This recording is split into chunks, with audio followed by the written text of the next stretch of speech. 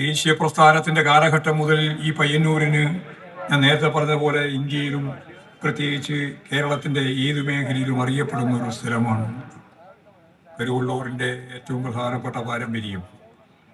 ദേശീയ സ്വാതന്ത്ര്യ പ്രസ്ഥാനത്തിന്റെ ഭാഗമായിട്ട് ജന്മിത്വത്തിനെതിരായി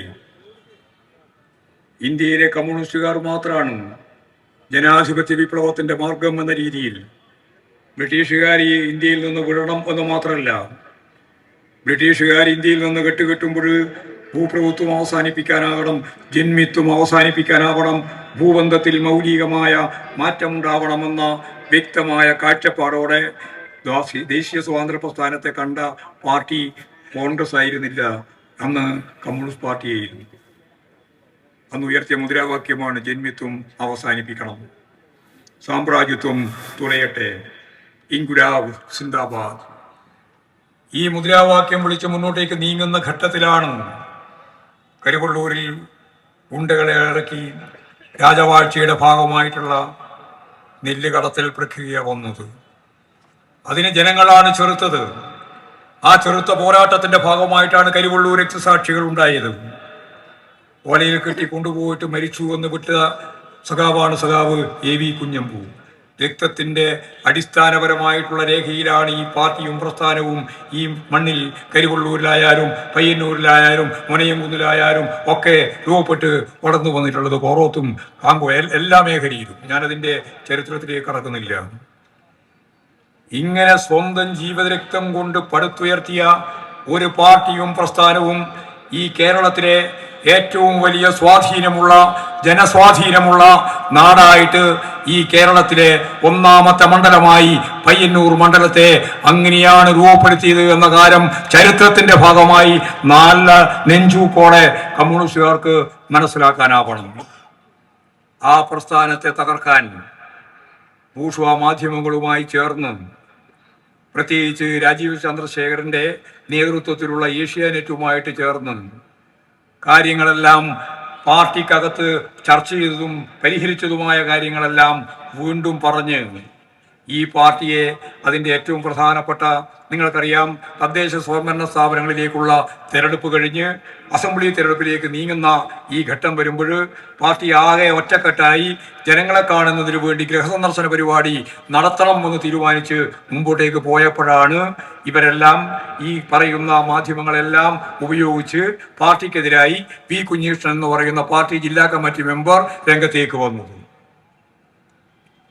ഈ പാർട്ടി ഒറ്റ മനസ്സോടെ ഈ കേരളത്തിലെ ഇന്ത്യയിലെ എല്ലാ വർഗീയ ശക്തികൾക്കുമെതിരായി, പിന്തിരിപ്പൻ ശക്തികൾക്കെതിരായി, അവരുടെ എല്ലാം കടന്നാക്രമങ്ങൾക്ക് മുമ്പിൽ ചെറുത്ത് മുമ്പോട്ടേക്ക് പോകുമ്പോൾ പാർട്ടിയുടെ ശക്തി കേന്ദ്രമായ പയ്യന്നൂരിൽ വി കുഞ്ഞീഷ്ണനെ പോലൊരാൾ പാർട്ടിയുടെ ശത്രുപക്ഷത്ത് നിന്ന് തൊഴിലാളി വർഗ രാഷ്ട്രീയത്തിന്റെ നിലപാടുകൾ മറന്ന് ബൂർഷ്വാ രാഷ്ട്രീയ പ്രസ്ഥാനത്തിന്റെ ഒപ്പം ഒറ്റുകാരനെ പോലെ മുന്നോട്ടേക്ക് വന്നാൽ അതിനുള്ള മറുപടിയാണ് ഇന്നത്തെ ഈ സ്വീകരണമെന്ന് സഖാക്കൾ മറക്കണ്ട. കമ്മ്യൂണിസ്റ്റ് പാർട്ടിക്കെതിരായിട്ട് കടന്നാക്രമണം നടന്ന എല്ലാ ഘട്ടത്തിലും ഇതാണ് അനുഭവം. ഒരു ഫുട്ബോൾ പന്ത് പോലെയാണ്. ആ പന്തിനെ എത്ര ശക്തിയായിട്ട് അടിക്കുന്നുവോ അത്രയും അത് മുന്നോട്ടേക്ക് കുതിക്കുകയാണ് ചെയ്യുക എന്ന ചരിത്രാവബോധം വേണം. കുഞ്ഞീഷ്ണൻ ഇപ്പോൾ കുറച്ച് ദിവസം എന്തോ മുൻകൈ നേടിയിരിക്കുന്നു എന്നുള്ള ധാരണയിലാണ് കാര്യങ്ങൾ കൈകാര്യം ചെയ്തു പോയത്. ഒരു കാര്യം ഞാൻ പറയാം, എല്ലാ കമ്മ്യൂണിസ്റ്റ് വിരുദ്ധ ശക്തികളുടെ പിന്തുണയോടുകൂടി പ്രവർത്തിച്ച കോടാലി കയ്യായി നിലകൊണ്ട ആളുകളും ചരിത്രത്തിന്റെ ചവറ്റുകൊട്ടയിലാണ് വലിച്ചെറിയപ്പെട്ടിട്ടുള്ളത് എന്ന കാര്യം മറക്കണ്ട. അത് കുഞ്ഞീഷ്ണനും ബാധകമാണ്, എല്ലാവർക്കും ബാധകമാണ്. കമ്മ്യൂണിസ്റ്റ് പാർട്ടിയെ തകർക്കുന്നതിന് വേണ്ടി ബൂർഷ്വാ മാധ്യമ ശൃംഖലകളുമായിട്ട് ഐക്യപ്പെട്ട് തൽക്കാലം കുറച്ച് ആശ്വാസമെല്ലാം കിട്ടുമെങ്കിലും ചരിത്രത്തിന്റെ ചവറ്റുകൊട്ടയിൽ തന്നെയാണ് അവരുടെ സ്ഥാനമെന്ന കാര്യത്തിൽ തർക്കമില്ല. കമ്മ്യൂണിസ്റ്റ് ജീവിതം അവസാനിപ്പിച്ച് ബൂർഷ്വാസിയോടൊപ്പം അവസരവാദപരമായ നിലപാട് സ്വീകരിച്ച് ഇപ്പോൾ പെരുമാറിക്കൊണ്ടിരിക്കുന്ന ഈ നിലപാടിന് ജനങ്ങൾ കൃത്യമായ മറുപടി നൽകുമെന്ന കാര്യത്തിലും ആർക്കും സംശയമുണ്ടാവേണ്ടതില്ല.